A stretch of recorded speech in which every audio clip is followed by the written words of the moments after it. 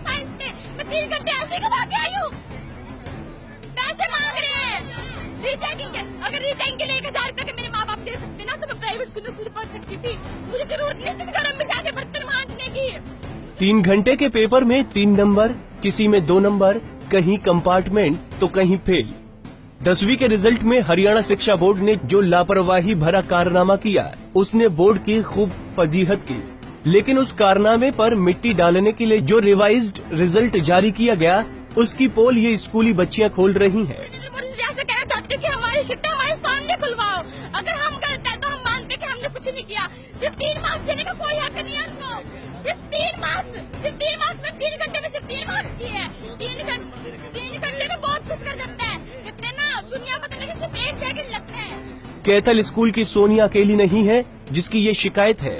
कई और स्कूली बच्चियां शिक्षा बोर्ड की इस हरकत का खामियाजा भुगत रही हैं, जिनका पूरा साल बोर्ड की कथित सॉफ्टवेयर समस्या की भेंट चढ़ गया। मेरा नाम प्रिया शर्मा है और मेरी मम्मी चक्की चला के सबका गुजारा कर रही है। ठीक है, माना चाचा और कमाते हैं बाहर है, फिर हम मेरे पापा बाहर रहते हैं और मेरी मम्मी हमें पढ़ाती है। दिन रात हम 7 बजे घर जाके मम्मी पापा की शक्ल देखते थे।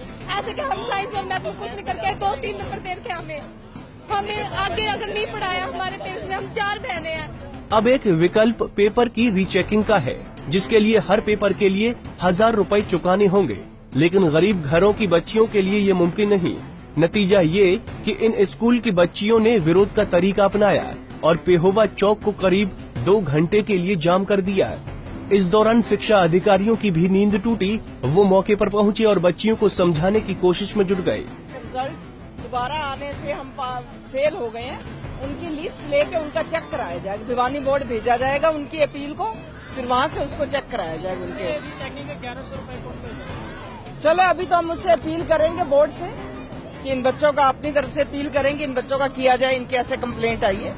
जो गरीब बच्चे हैं उनके लिए काफी मुश्किल हो जाएगा इतने पेमेंट करना। चल वो तो हम बोर्ड से बात करेंगे। कोशिश यही होगी कि इनका ऐसे ही हो जाए, बिना फीस के इनका कराने की पूरी कोशिश करेंगे। जिला शिक्षा अधिकारी ने आश्वासन दिया है कि वो बोर्ड से अपील करेंगे कि इन बच्चियों के पेपर बिना शुल्क के दोबारा चेक किए जाएं और इनका रिजल्ट फिर से बनाया जाए। इस आश्वासन के बाद बच्चियां कुछ शांत जरूर हुई, लेकिन शिक्षा बोर्ड एक बार फिर फजीहत के दलदल में है। बोर्ड की इतनी बड़ी लापरवाही इन बच्चियों के साथ किसी मजाक से कम नहीं है। कैथल से जोगिंदर कुंडू, पंजाब केसरी टीवी।